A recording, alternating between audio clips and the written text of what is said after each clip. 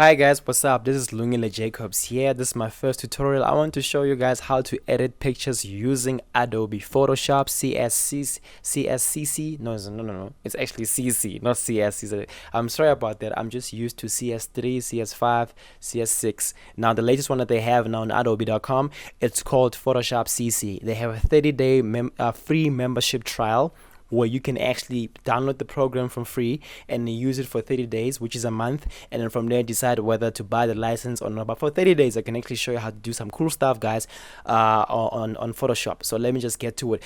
I believe most of y'all probably have a problem when it comes to, editing your pics, in terms of maybe you like the picture you took but you hate the background and you want to remove the background or whatever for branding your pics or branding yourself on Facebook, because it is irrelevant on Facebook if you have someone else's.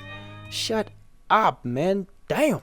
It is irrelevant that when you have a picture on your Facebook thumbnail, but the picture does not show you. It just shows maybe someone else's stuff, or a lion, or a picture of an animal, or money, that kind of thing. The best way to brand yourself is to show you guys, so people can see that this is you and no one else. So let's get to it right now. This is Photoshop when it's open. Minimize, maximize. Photoshop CS6. CC almost looks like something like this, I believe, when it comes to the interface and stuff. I didn't upgrade because I love this CS6 version. It's unbelievable. So let's get to it. Let's say maybe I have this picture, right? This picture here. And then this is my father right here, and then my uncle and my other uncle. This is the uncle from my mother's side, and this is my uncle who got married to my aunt. So more like an uncle-in-law, but it's still an uncle to me. So cool. So let's say I want to only crop these guys, not actually crop, but take these guys and then the three musketeers here, and then remove the background there and just have them here. This is how you should do it. You just drag it inside Photoshop here, just like this. Get the pictures here, and then now you look on your bottom right corner. Bottom right corner here, it says the background. You just double click that, you change it into a layer. Reason being so that you can be able to be flexible in using this picture in terms of removing the background, so it can be transparent and put something else instead of when you remove the background then something else appears. For example, let me just Control Z for undo. You see it says background again. Let's say now I want to remove this background, right? I go to the eraser tool here, you left click and hold, and then the selection of tools up here. Choose the eraser tool here. This is the eraser tool, right? And then if you go to the top left corner where it says 99 and you choose that, you can actually extend or enlarge the eraser tool to whatever size you want. So let's keep it at 168. Now let's start using it. Let's say now I start clicking that. Look at that. The background is getting removed, but the problem is it's showing white. We want it to be transparent instead of being white, so we can put something else behind it. Isn't that correct? So let's just undo all of this. Right, so when we double click it here to make it a layer, you can even name it to whatever layer you want to name it, but I keep it at layer 0. So we say okay, look what happens now when you delete the stuff. Look at this. Look at that. Look at that. The gray and white tiles appear. That tells Photoshop is now letting us know that the background is now this section here is actually transparent. That's what Photoshop is doing. So let's just do that quickly, and you make sure you cut around the edges pretty precise, sharp, and you can take your time doing this in order for you to perfect it per se. And then let's say your tool, this eraser tool, is too large for this area, because if you do this, it's going to remove both of them, and we don't want to do that. So we Control Z. So what we do, we go here and then make it smaller. Maybe say no, let's make it more smaller, probably like 31. And then we do I don't like that. We do something like, yeah, this is way better, like this, and we go smaller again, and then we zoom further in the picture right here in the navigating system. You go down right here, and then this is actually quite small. It might take a bit of time, but it'll actually do their job.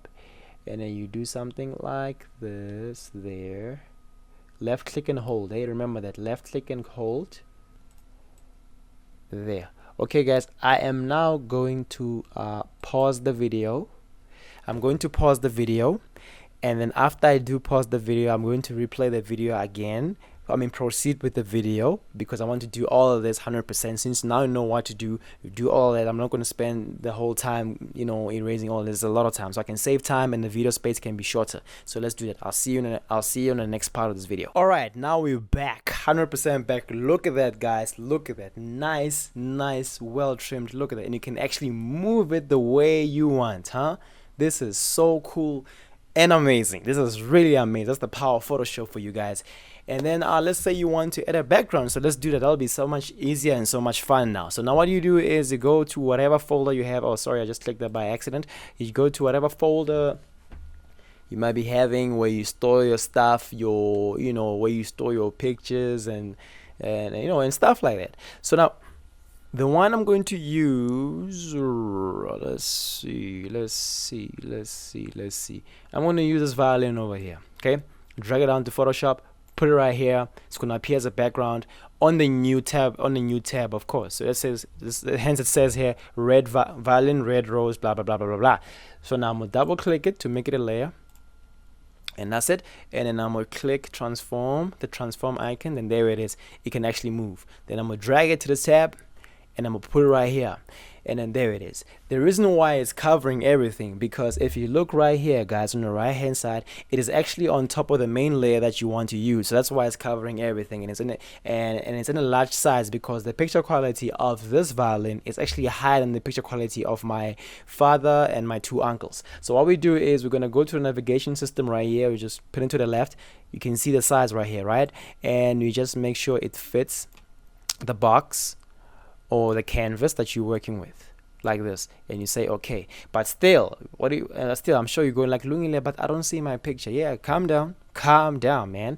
What do you do is you take the top layer, which is your violin, put it beneath that picture, and there's everybody else there. Isn't that awesome? That is really cool and really amazing, isn't it? I mean, look at that.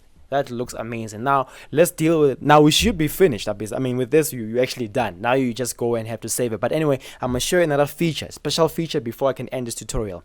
Now let's say now I'm not happy with the colors. I want the colors to blend nicely together. Maybe this image of my two uncles and my dad blending together with the violin. So let's deal now, and I want them to kind of inherit the color of the violin, or adapt to the color of the violin. So this is what we're going to do. We're going to highlight the layer here, but the layer of the three guys, and then we go to image, and then go to adjustments, and then we go to something like color balance. Color balance, you got shadows, midtones, highlights. Let's start with midtones, and then we do that. You see that? Oh, that looks quite nice on the blue. You see it's already blending nicely with them there. And then we do maybe that just to experiment. Maybe this is dope, and we play maybe with the magenta there at the bottom. Magenta, it looks like I'll keep it at 0 because it looked better there on 0. All right, cool. And then we go to the highlights. We'll go to the blue on the highlights. Okay, this is much more better. And then cyan red. No, that doesn't look good. No. Okay, that looks alright. And then magenta and green. If it doesn't look good, we'll keep it on 0, guys. Remember that. Okay, yeah, that looks almost 100%. And then did you do the shadows? Okay, now let's do the shadows, guys. The shadows should look something like, yeah, maybe that. Then plus minus, maybe. I can say this is. I like this. This is good enough. When you keep it this way, and let's say maybe this is quite cool, but I want to make it look, I want to add more stuff, or more plugins, or more effects whatsoever. Still go to image, go to adjustments, and you go to maybe I don't know, hue, saturation, and you go to colorize. This is what you're gonna get here. If with colorize, then you can play around the colors themselves, and you can actually see which color you want per se, like this, or you can just remove colorize and just play with them individual colors, just like that. I think the reddish oranges makes them blend better with the effect. So I'll keep this at 0, and then the lightness, we're gonna keep it maybe something like, okay, let's keep it at 0 as well on the lightness. and we go okay. And then this is quite cool because it looks like now the red and the brown is blending better with the violin or the back of the violin. But let's say now you want to, make a special effect, but on everything. On everything, what you do is you highlight that at the bottom right corner, that little black and white yin yang thingy. It's actually adjustment layer, and then you go maybe to curves. Now curves going to appear here. Look what happens when you crank it up a little bit. Everything, you see that now they are blending nicely with everything there. Maybe let's put it a little bit darker here, and then we go to the red, we adjust it a little bit up, and then go to the green up, but at the bottom, maybe something like this, and then we go to the blue, keep it in the middle, adjust it something like that, and we go back to RGB and we crank it up a little bit, and boom, look at that. That looks absolutely amazing. Look at that. Look at that. They even glowing, as in making as in brighter. They're glowing brighter together with the picture at the background at the same time. Or let's just say maybe you just want to fool around. You just want to fool around, right? Okay, you highlight now the layer there. Your layer there with the violin layer. This is the eye. If you do this, it becomes invisible in the eye, and it's the picture that you have. Okay, we put in the violin there at the back. And then you go right here. You apply a mask, and on the mask, and then now you right click this guy. You go gradient tool, and then you hold down the shift key so you can be straight, and then you left click, drag. Look what's gonna happen. And then that's not what we want. Let's say maybe something like let's say okay, let me just remove everything. This adjustment layer, let me just delete it. No, Control Z so everything can come back, and then right click, disable the layer mask, and then maybe delete the layer mask. Okay, let's take these guys, let's say we put them up here just like this. We put them up there just like that, right? And then we apply the mask, and then we use the gradient. And in the style of the gradient, you can actually click here to look at the different styles. This is the style that we want. We use this gradient, and then you hold shift, sorry, and then you drag them just like that. Look at that. Or you do it like this, or like that, or like maybe that, or maybe this. Look at that. Look at that. Doesn't that look amazing, guys? Look at that.